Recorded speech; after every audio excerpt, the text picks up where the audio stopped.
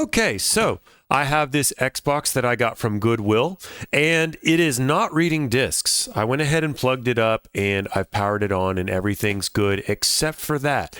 It doesn't seem to want to be reading discs, and it actually came with a copy of Fable, which is cool, because I was going to buy that game anyway. And while the Fable disc is rather scratched up, I did test it with a known working game, Halo, and it didn't want to work. So I'm going to open this. I've gone ahead and prepared. You really only need 2 tools to start with this. I've got 2 Torx bits. The first is a T20. The second is a T10. The only time you would need anything different is the internal drives. The hard drives sometimes use T15s.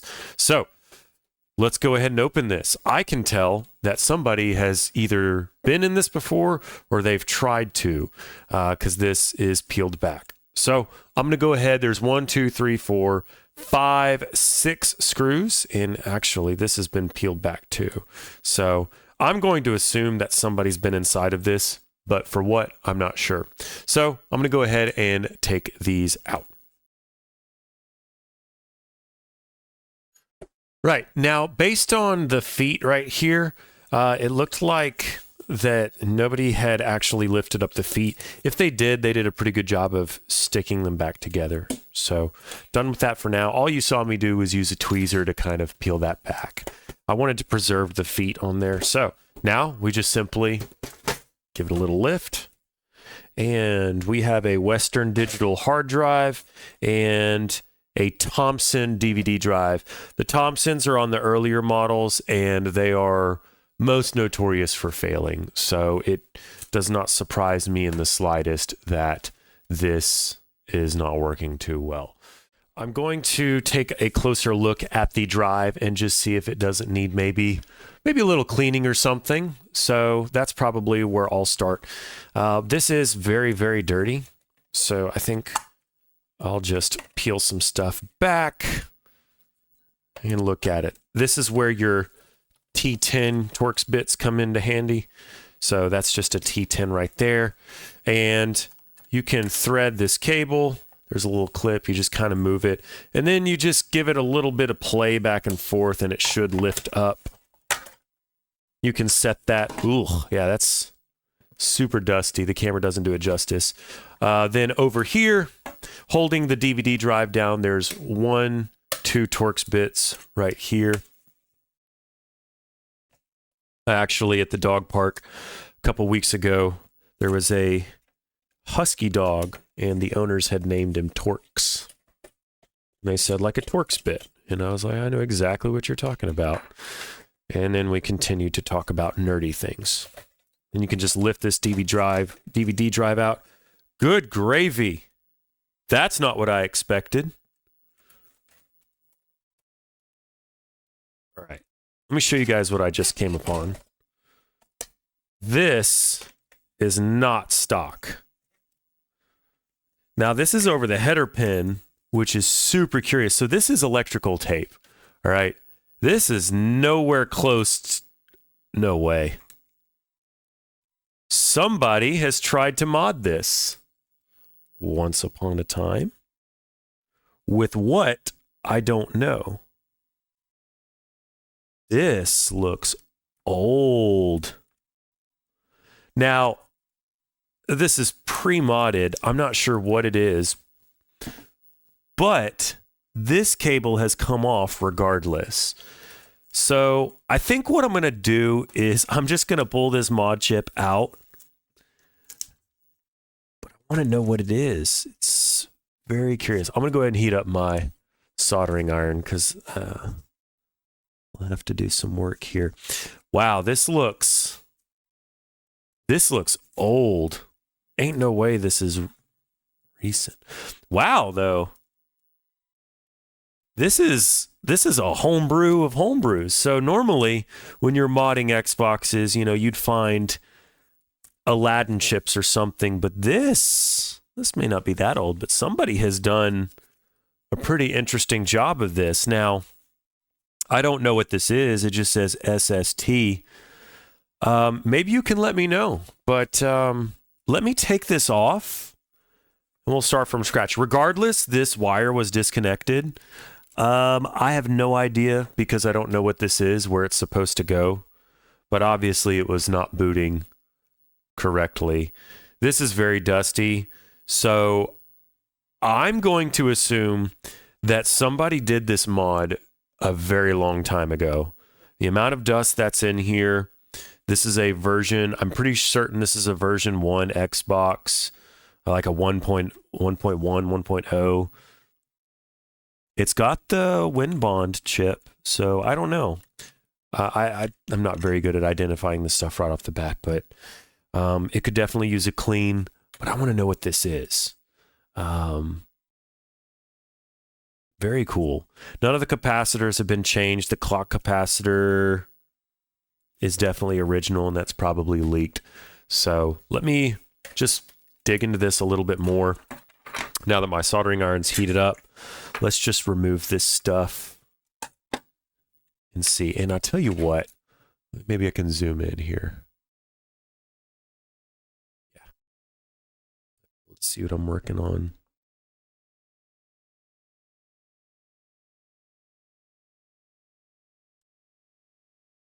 Part of me is like, oh, I could get this working again, but I don't know. I'm not, with this being so old, there's no telling what this mod chip does.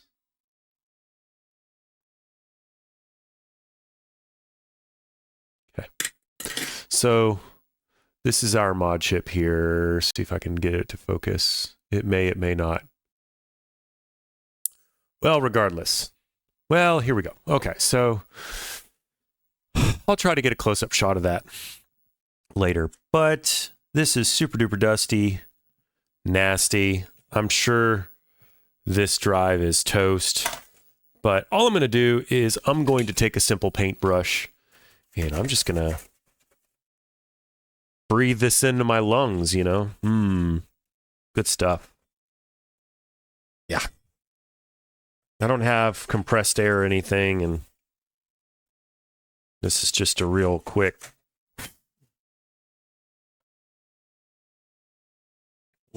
and dirty solution here. Obviously, if you have compressed air, that's the way to go. I personally don't. I'm not saying it's a waste of money. Just not something I want to buy. I think I'll just keep taking this apart some more because it already works. Probably something I'll do just to clean this up. Let me drop some flux all over this LPC header. And then this isn't really necessary, but I'm doing this because I'm going to want to clean this up later. So I'm actually just going to resolder these points, just add some fresh solder.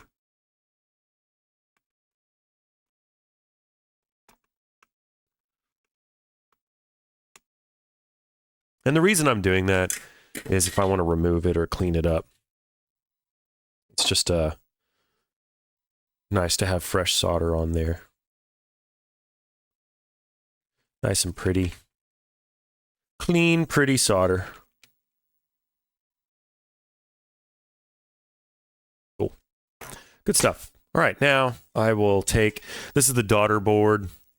This is the power supply, which there's probably a really better way to do this, but they're in there really snug. These all look different. I don't think I've ever come across two power supplies that were the exact same. All right, and I'm just going to remove a couple of these connections, pull up the daughter board. I will disconnect this big fan, the CPU fan, but or the GPU. I'm not sure which is which, if I'm being completely honest with you. I'm not going to sit here and pretend like I do. But let me go ahead and pull out all these guys.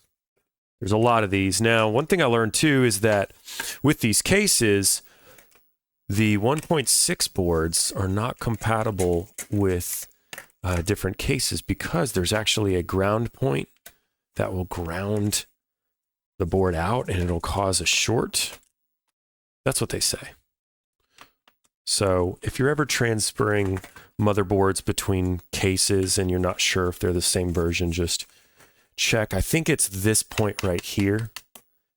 Check to make sure that there's not a short there or something. So I think the concern was that it touches bare metal. There's a lot of these screws, and it's okay if you lose one. It holds everything really securely, but if you're missing one screw, it's usually not the end of the world. Although I did find a time when I modded one of these that one of the screws actually affected the ground point, which to my point earlier was kind of an interesting find.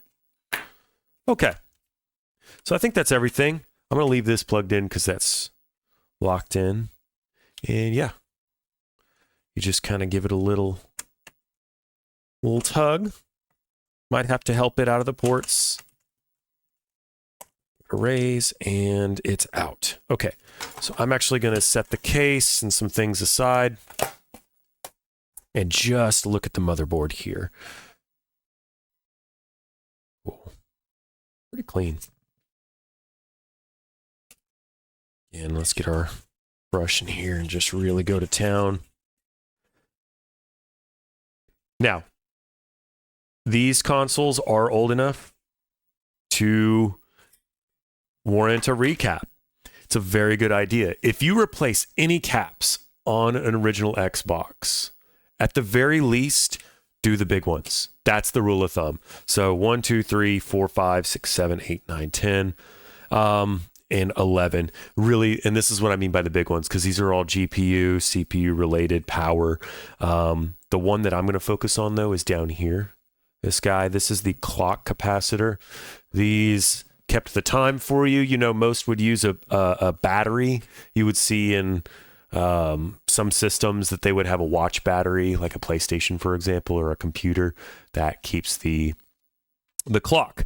But they used a capacitor, and these were notorious for blowing up out the bottom, and that electrolytic fluid would just erode throughout the board, all these traces. And so today we're going to pull that clock capacitor out, and it's a little 50 volt 22 microfarad right here.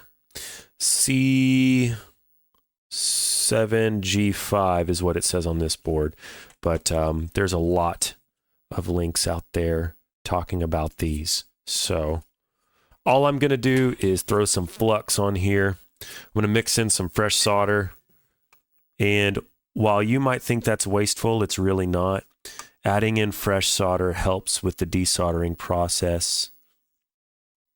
Just don't be afraid, especially if there's some corrosion. This stuff can be stubborn. And honestly, the last thing you want to do is to rip up a pad. So, with that in mind, I'm going to use my desoldering gun. Actually, I may not need to. I may just use my soldering iron here, heat it up. Yeah. A little pull. Take your time. Don't rip stuff out because you were in a hurry. Just work it back and forth. Kind of like a seesaw. Just easing it back and forth, heating the contacts as we go. Use flux as needed. Perfect. I don't think this one's exploded, but it never hurts to remove it. Then we're going to come back with some IPA and really clean this area up, because then we'll be able to check for any particular corrosion.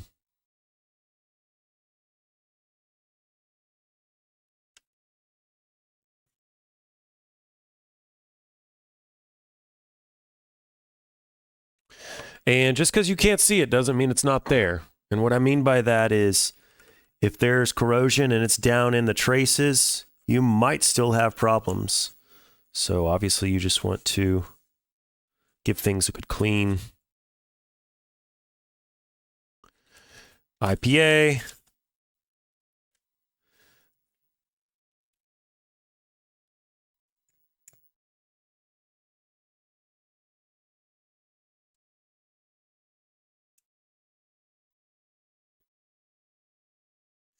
And I could even really go down into this and clean that. I think that works just as well right now. Oh boy.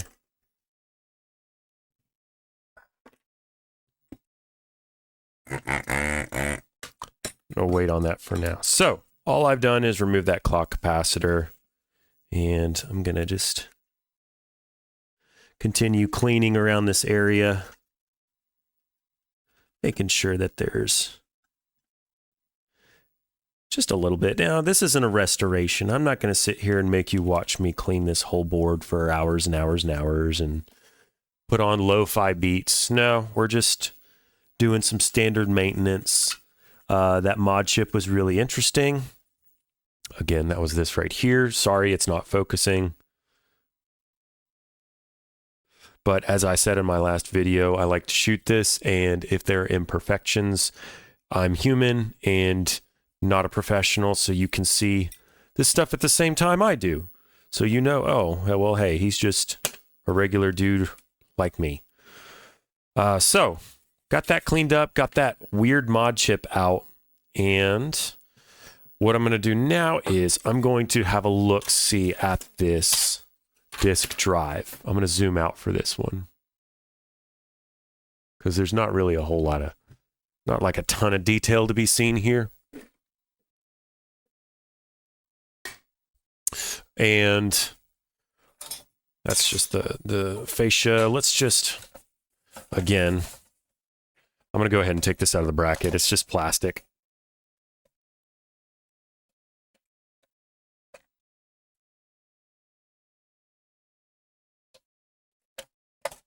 Come on.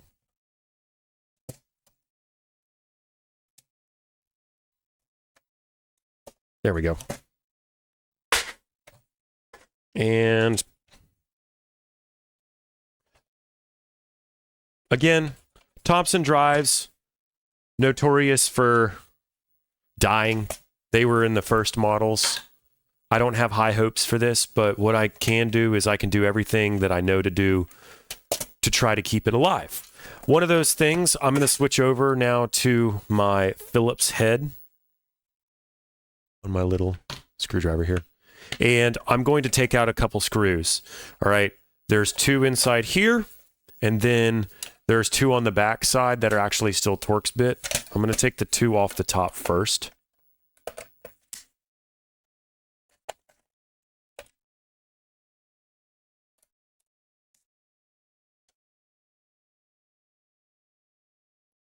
And then you should be able to actually lift this cover off. Yeah.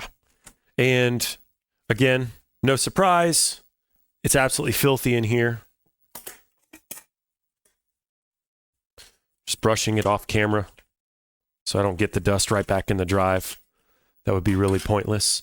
And I'm not going to take the paintbrush directly to the lens, but it is super, super dirty. So what I'm going to do is I'm going to try to remove the tray here. There's actually a little square on these drives where you can insert something. Now, do I have something thin enough? I'm going to try tweezers. I don't think tweezers will do it for me. I wonder if I cut a Q-tip off. That'll work.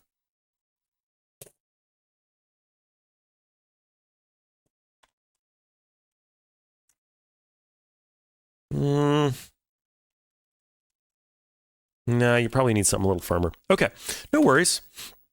So what I'll do is I will take the paintbrush inside here. Try to get some of this crap out. And I might gently try to get some of this off, but probably the best practice, because we're working with the lens here, I don't want to scratch it. I'm going to get some IPA and a Q-tip and just very, very lightly go around the mechanism. I'm not touching the lens, just going around it. Trying to clean up as best I can. There is a lot of garbage. I'm only touching the metal. And there's a ton of crap coming off of there.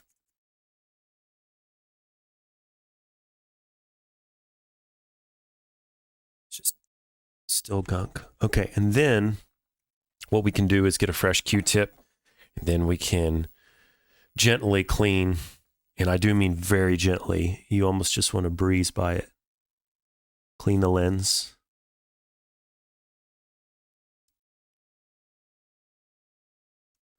We'll try that. Now, I may take this a step further because there is one more thing we can do.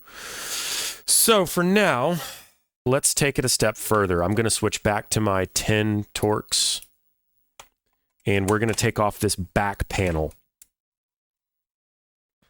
And I'll show you why I'm doing this. It's because I need to remove the disk drive cover, or tray, I should say. And I've done this so many times and broken it, so I don't recommend breaking it. You just lift off the back and gently work it. There you go.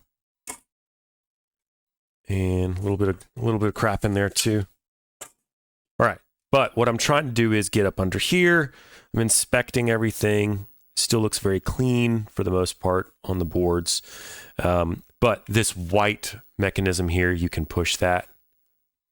And then once you push that, the tray will come out. And with the tray out, I'm actually going to push, there's 2 tabs on each side here. And those are like little forks that just hold the tray in. So now I've taken the tray out. Now, there's still a lot of garbage in here. So this is probably where you'd want to use compressed air.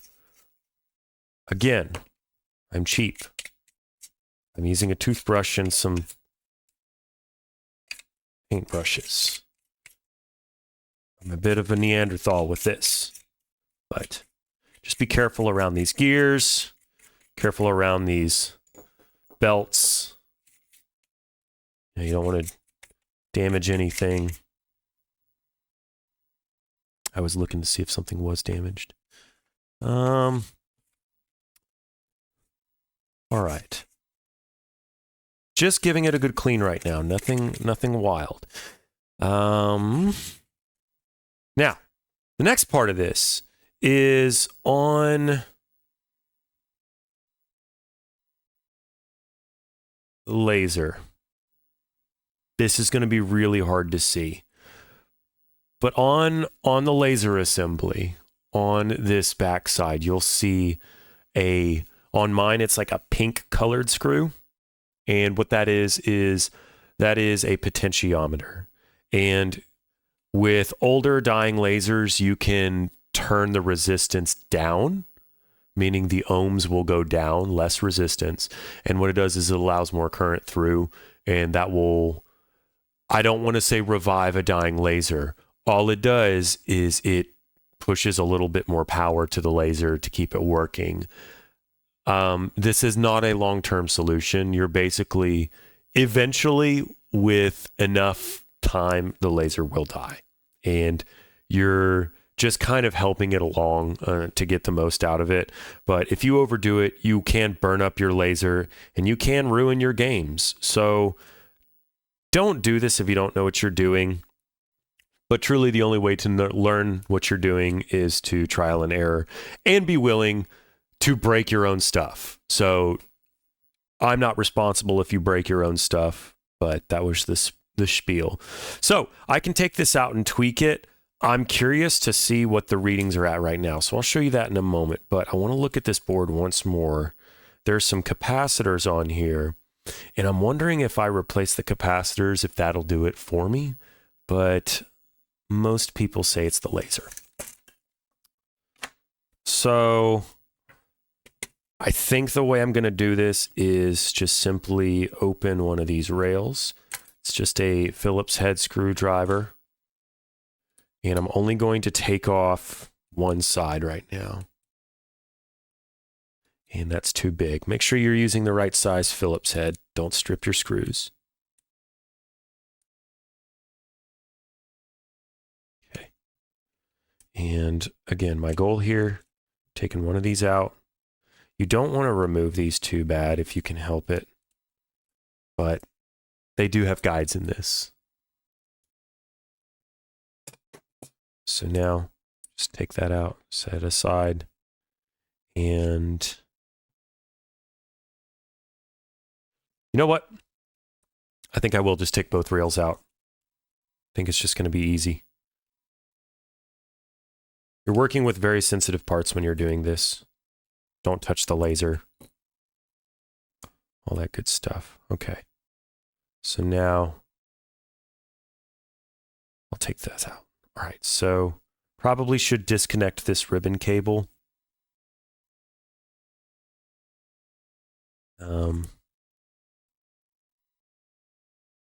But I'm gonna leave it on, which is dumb. Just there's a ribbon cable here. We're gonna need our multimeter next. Any multimeter that reads resistance will do. And resistance is going to be the setting that looks like the ohm sign. It looks like a horseshoe. Okay.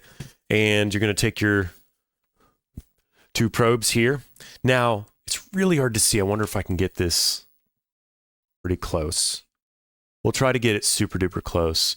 I'm not going to break out the microscope for this. But if you look, I don't think I can double down that way.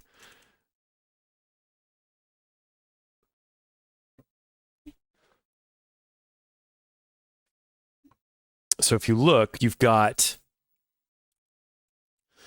on this potentiometer, there's one contact on this side, and I'm sorry, it is blurry, and then two contacts on this side, okay? What you're going to want to do is, I think I will disconnect this ribbon cable before I rip it and I get pissed off, because I think that's what would happen. And then I wouldn't have a video to shoot.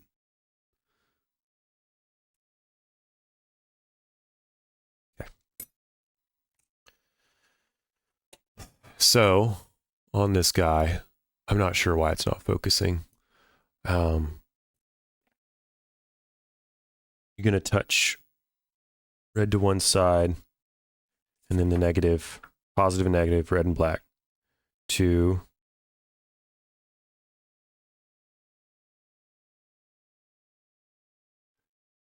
the other. So that's reading 3 kiloohm, 3.0 kiloohms, so 3,000 ohms.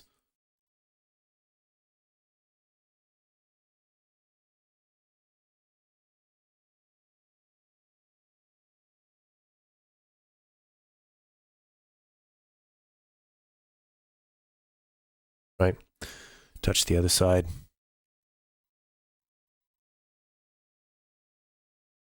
Sorry, it's really hard to see.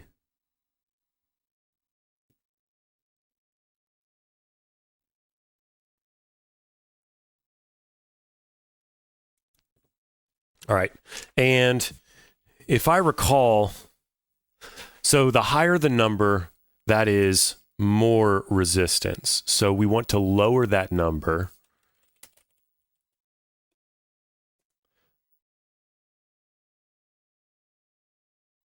And a lot of them are saying between 800 and 1200 ohms. So we've got some room here. So what I'm going to do is, let me just check this one more time. Black probe on the single side, red probe on the other side. Okay, 3. What you need is a very, very small Phillips head. Let me swap this out. I believe it's a Phillips head. And I'm going to turn this, I believe it's counterclockwise.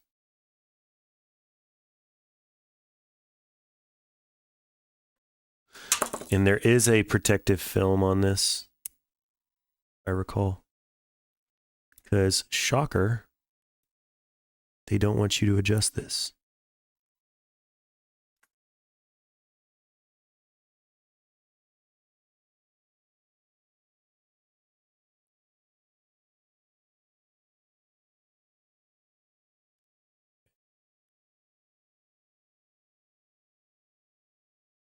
Might be a flathead. It's been a while since I've done one of these.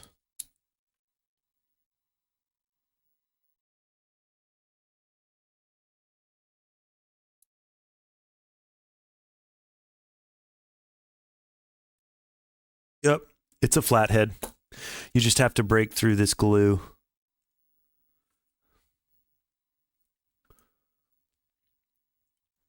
So I turned it counterclockwise. And as you can see, it went down to 2,000 ohms. So I'm going to continue. It didn't take much. I'm going to continue going counterclockwise. Just a little bit more. Do small turns. Don't do big turns. No need to do big turns. Almost 1,200. I think I'm going to shoot for 900. Kind of a happy medium.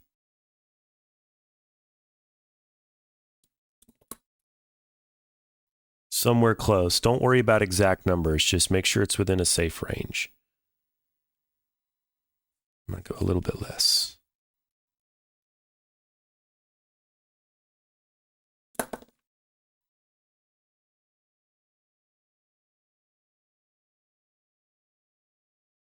And you can see right there, now I'm at 600. That's a little too much.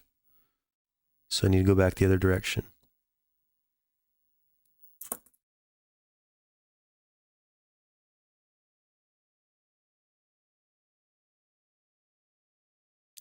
Wow, we're just like right on the cusp. I'm going to give it just a tiny touch.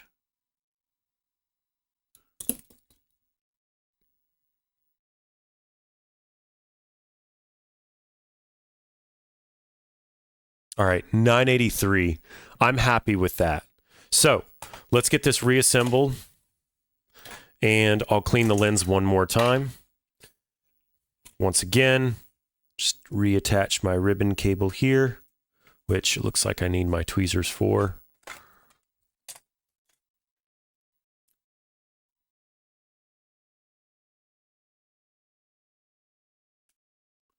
Take your time. There is no reason to rush.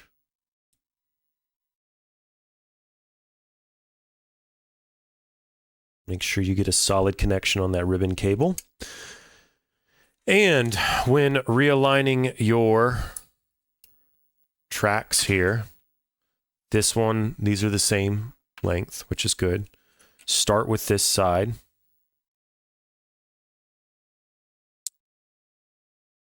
And make sure you go under so it catches the teeth, right? This will, and then you line it up between these points. And we'll go ahead and drop these screws back in. Let me switch over because I was on a flathead screw.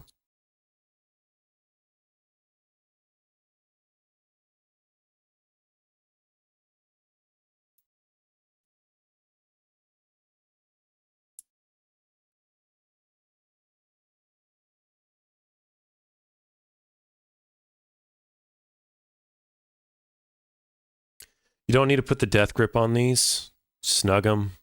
Call it a day.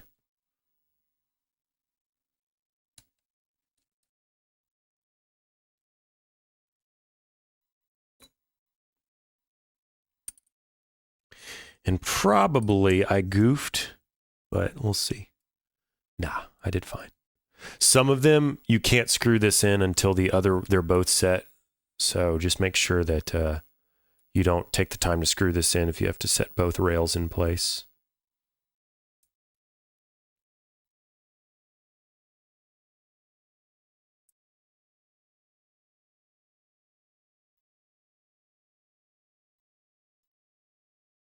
I do like the Xbox designs much better than PlayStation, though. These are much more simplistic. Okay. And one thing you can do here to really help is you can add just a touch of grease, which would help. So I think I'm going to go ahead and do that. I already have this open, and there's no reason not to just do a little bit of, helpful maintenance. I use Super Lube, which I think I just got off Amazon, but it doesn't take much. Just get a little bit and put, I get a Q-tip and just, give it a nice little coat, make it uniform. Do the same to the other side. Don't need to overcoat it. A little behind. All right, and then what you're going to want to do is just take this and lightly, agitate's not the best word, but you just kind of lightly move it back and forth. And all that does is reduce friction and prolongs the life. Okay, so we're good there. And let's put our tray back in. Give this one more.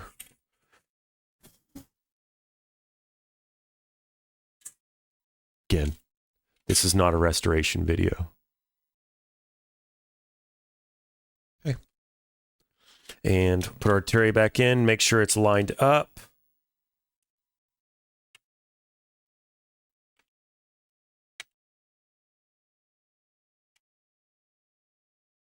And it should just push right back through. I think you actually need to start it. If memory serves, you actually have to start the white piece kind of offset. You got to hold it, push in a little, and then start the thread. I can't recall.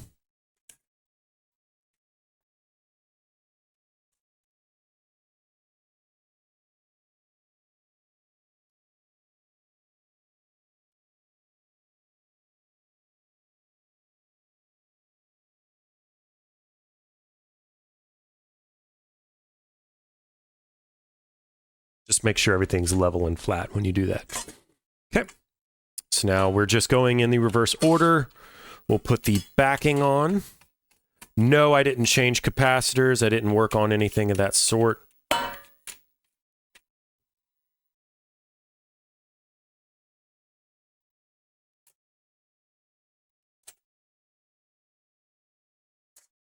Cool. And get our Torx bit back.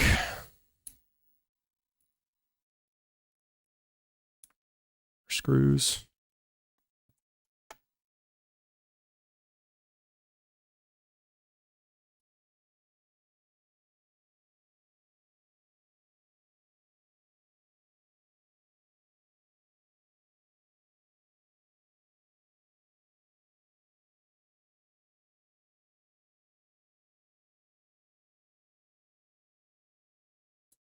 And one last clean of my laser before we box it up.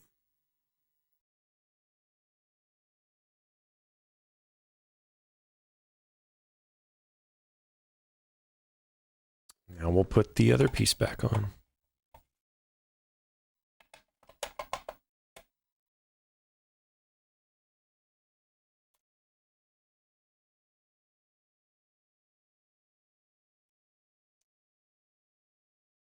And don't force it, just make sure everything's seated right.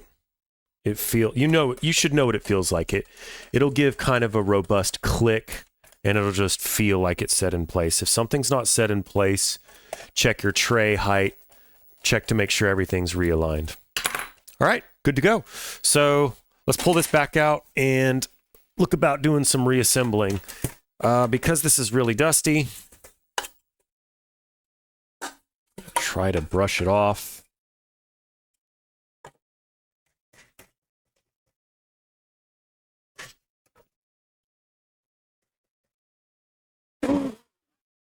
Golly. It's important that you do this in a well-ventilated, proper area and not in your just room like I do. That's good to breathe in. My dog's over here just chilling. Okay. Couple things for sanity check. Let's get our motherboard. Seat that back in here. Once again, don't force it. Make sure all your cables are kind of pulled up. It will seat nicely, and you'll be good to go there. Before you put any screws in, here's what I recommend. I recommend going ahead, seating everything, testing it, and then boxing it up. In my early days, I can't tell you how many times I had to just keep taking stuff apart because I forgot a step or something didn't work, and I took the time to fully reassemble it, only to have it continue not to work. So do yourself a favor and just dry fit everything.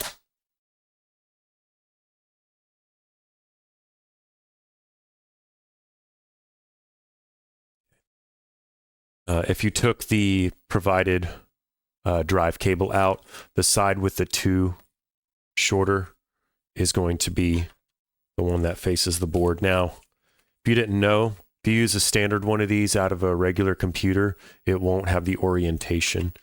They specifically designed them this way. Don't know why. I mean, I kind of know why, but I don't know why. They did it because they wanted everything to be proprietary. And they succeeded. Somewhat. All right. So now, before I put that in, I am going to plug in my controller daughter board. Plug in the power eject button. That's very important. If you hook everything back up and then you say, well, it's not turning on, you may have forgotten to plug in the power button. And you know what? I have done that. If you can think of a situation, I have probably done it. I'm not going to bother with this. This is not necessary right now. We're just dry fitting. And again, check to make sure everything's level. And you know what? Look at that. I forgot the fan. That's why we dry fit.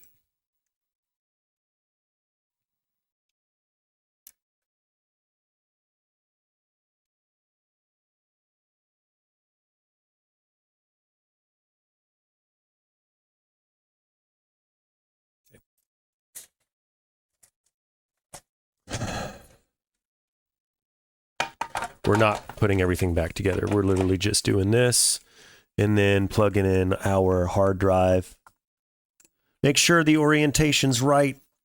Look for the tab. Don't bend these pins. Yeah, you can fix it. No, it's not fun. All right. Everything's good. This is fine. So I'm going to flip on the TV here. I've got my power supply. And I will get my video cable. And we're not looking for anything fancy.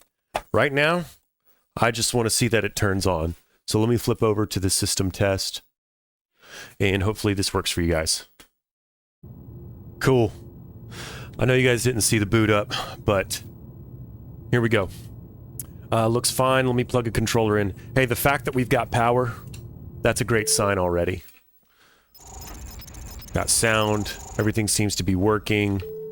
Check the hard disk. Yep. This is whoever owned this before me. So now, I'm going to pop in Halo 2. And we'll see if we can get a game reading. Now, this is concerning.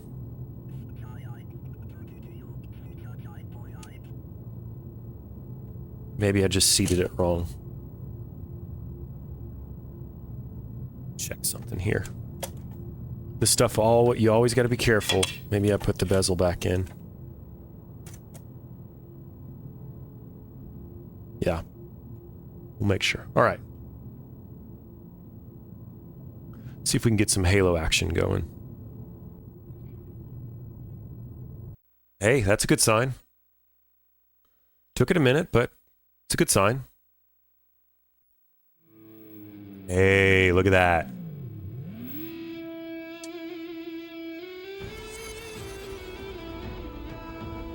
Let's see if we can play a little. I wonder if they have their profiles already on here. Look at that. Green Tea 09. Hey. Hail Q Pat Tim. Hey, listen, if any of you guys happen upon this video, I'm playing your stuff. Do y'all have any fun rules? Nah. But cool. So far, so good. It's reading discs again. There it went. I guess it just took forever. But how about that? Oh, yeah. That was the old... And then, of course, these. Didn't you love doing this? Oh, man. Awesome. So, we know that works, but the game came... Or the Xbox came with Fable. So, let's see if Fable works. Like I said, it's pretty scratched up, but maybe Fable will work.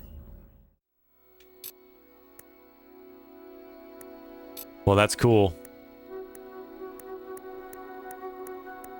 Awesome. Well, guys, looks like I can box this one up. I think maybe it's not going to last forever, but I think for a little while longer.